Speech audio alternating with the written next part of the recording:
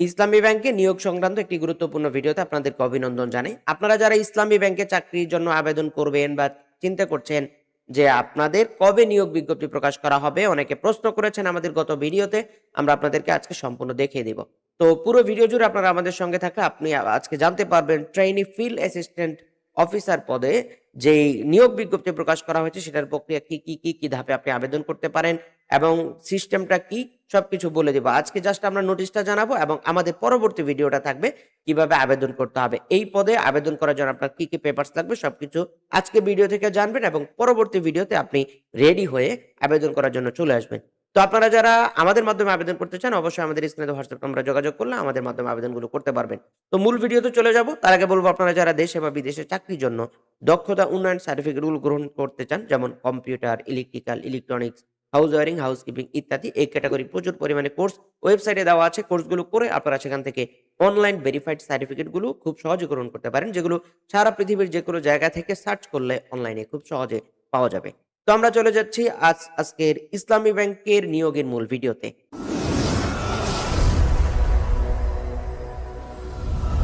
তো আমরা চলে আসলাম আজকের মূল নিয়োগ বিজ্ঞপ্তিতে। আমরা দেখতে পাচ্ছি ট্রেইনি ফিল্ড অ্যাসিস্ট্যান্ট, দেখতে পাচ্ছি দক্ষিণ এশিয়ার প্রথম ইসলামী শরিয়া ভিত্তিক ব্যাংক ইসলামী ব্যাংক বাংলাদেশ পিএলসি পল্লী উন্নয়ন প্রকল্পের মাধ্যমে গ্রামীণ জনগোষ্ঠীর অর্থনৈতিক অবস্থা উন্নয়নের লক্ষ্যে কাজ করে যাচ্ছে।